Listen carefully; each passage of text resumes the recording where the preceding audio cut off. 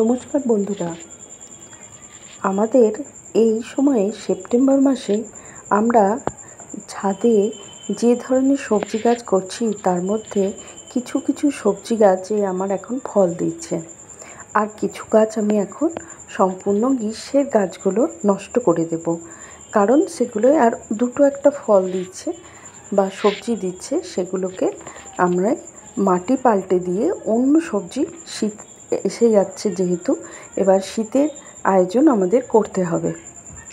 তো আমি আজকে তোমাদের দেখাবো যে আমার ছাদে আমি কি কি সবজি এখন অল্প পেলাম। দেখো বন্ধুরা, এখন যেহেতু দোপাটির সময়, তাই আমার ছাদে যে ধরনের যে রঙগুলি দোপাটির ফুটেছে তোমাদেরকে একটু দেখিয়ে দিলাম। খুব ভালো লাগে, দেখো নানা রঙের এই দোপাটির ফুলগুলো খুব ভালো লাগে। আমি তো অনেকগুলো কালারই বসিয়েছি, তো আরও একটা ডিপ রানি রঙ হয় সেটি আমি এবারে পেলাম না। এই গাছগুলো আমি যেখান থেকে গাছ কিনি সেখান থেকেই কিনেছিলাম, দানা ছিল না এবারে আমার কাছে। তো ফুল তো হচ্ছে, তোমাদেরকে সেটা আমি প্রথমে দেখিয়ে দিলাম। দেখো, আর আমার গাছে এই কুমড়োটা ধরেছে। এর আগেও আমার গাছে কুমড়ো হয়েছে, তবে এই কুমড়োর গাছটা আমার পড়ে হয়েছে। দেখো, তোমাদেরকে দেখিয়ে দিলাম। আমি তো এরকম অনেক সময় আমি এরকম সারের যে বস্তা পাওয়া যায় সেই বস্তার ভিতর মাটি আর গোবর সার তৈরি করে বসাই। এখানে দেখো বাদাম এখনও হচ্ছে, কিছু বাদাম, এগুলো আমার তোলা হয়নি, বাদামের ফুল এসেছে, সেটা তোমাদেরকে দেখিয়ে দিলাম। আর এখানে কুমড়োটা যে হয়েছে, তোমাদের এই কুমড়োটা আমি পলিনেশনেও আমি দেখিয়ে দিয়েছিলাম, কুমড়োটা অনেকটা বড় হবে।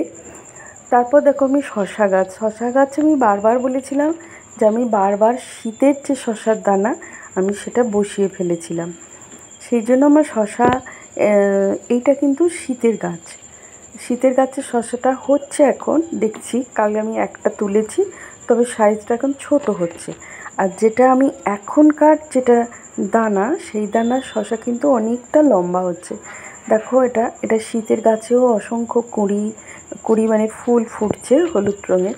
আর এটা চলে এলাম, এই সবুজ রঙের প্যাকেটটায় চলে এলাম, কিন্তু গ্রো ব্যাগে করেছি। এটা এখনকার শশার দানার গাছ করেছি। দেখো কত সুন্দর হয়েছে। আর তোমাদের এই ঢ্যাঁড়সের কথা বলছিলাম না, যে গ্রীষ্মের গাছগুলো আমি এবার নষ্ট হয়ে যাচ্ছে, কারণ দুটো একটা দিনে হয়তো আমি 5টা 6টা করে আমি এখন ঢ্যাঁড়স তুলছি। তা দেখো, দেখো শশাগুলো কত লম্বা বড় বড় হচ্ছে। দেখো, দুদিন ছাড়াই শশা তুলতে হচ্ছে, আর খুব বড় বড় শশা হচ্ছে, জানো। শশাটা খুব মিষ্টিও খুব সুন্দর, এত বড় হয়ে গেছে, কিন্তু একদম কচি একদম শশাগুলো, জানো। আর ওই যে ঢ্যাঁড়স গাছ বলছিলাম না, ঢ্যাঁড়স গাছগুলো বিশাল লম্বা লম্বা হয়েছে, প্রচুর এবারে আমরা ঢ্যাঁড়স খেলাম। কিন্তু এবার এই ঢ্যাঁড়স গাছের ওপরেই আমি মাচা তো করে দেওয়া হয়নি শশার, লতানে গাছ যেহেতু, আমি ওই গাছের সাথেই আমি তুলে দিয়েছি। দেখো, তুলে দিয়েছি আমি, নেট আনা আছে বা নেট দিয়ে দেব গাছে। আরও অনেক শশা, দেখো ছোট গাছ কিন্তু অনেক শশা ধরেছে, শুধুমাত্র গোবর সার আর মাটি মেশানো আছে, আর আমি কিচ্ছু এখনও পর্যন্ত দিইনি, এত শশা ধরছে ছোট গাছে। তোমরাও এইভাবে করতে পারো, শশা গাছ খুব সহজেই শশা হয়। আর প্রচুর লঙ্কা এখন হচ্ছে, অনেকগুলো লঙ্কার জাত, তবে এই লঙ্কাগুলো আমি সব নিজেই বাড়ি থেকে দানা থেকে তৈরি করেছি। বাজার থেকে যে পাকা লঙ্কা আসতো না, সেই দানা আমি ছড়িয়ে এই সমস্ত গাছ আমি তৈরি করেছি, নিজেই তৈরি করেছি। আমার এগুলো বাজার থেকে চারা কেনা না। দেখো, আমি অনেক রকম গাছ লঙ্কার জাত হয়েছে, এবারে আমি প্রচুর লঙ্কা আজকে তুলেছি, আরও তুলবো, রোজই তুলছি এখন, যেহেতু লঙ্কাগুলো তো পেকে যাচ্ছে না। বন্ধুরা, তোমরা খুবই সহজে করতে পারো লঙ্কা এই সময়ে। এখন গাছও বসানো যায়, আমি তো এখনও বাজারে পাওয়া যাচ্ছে লঙ্কা গাছ, বেগুন গাছ।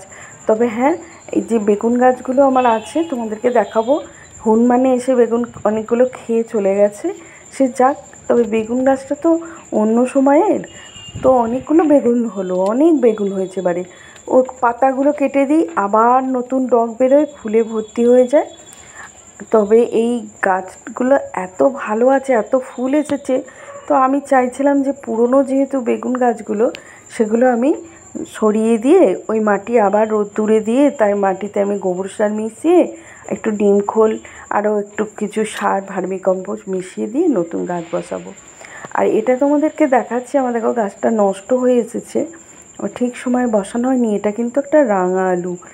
এই যে রাঙা আলুটা বাজার থেকে আমি আনিয়েছিলাম, প্রায় 3 মাস হবে বাড়িতে রেখে দিয়ে তা থেকে কলা বার করে তারপর জলে একটু ডুবিয়ে রেখেছিলাম। দেখো খুব সুন্দর ছিল। আমার তো ঠিক টাইমে গাছটা বসানো হয়নি।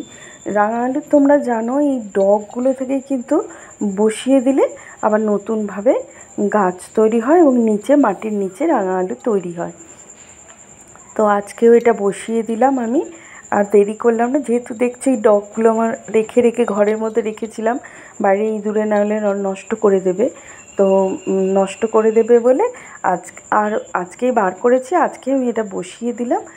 বেশি দেরি করেছি বলে এই ডালগুলো নষ্ট হয়ে গেছে, নাহলে অনেক সতেজ ছিল, অনেক ডাল বেরিয়েছিল। আজকে বসিয়ে দিলাম কারণ শীতকালে আমি এটা থেকে ফল পেয়ে যাব, মাটির নিচে থেকে রাঙা আলু হয়। এই সময়ে বসিয়ে দিলাম বন্ধুরা। আরও অনেক কিছু শীতের আমি দানা বা সবজি বসাবো, সেগুলো মাটি আস্তে আস্তে তৈরি হয়ে বস্তাবন্দি করা আছে, আবার তাদের একবার রোদ্দুর দেবো দিয়ে করব। তাহলে বন্ধুরা তোমাদের অসংখ্য অসংখ্য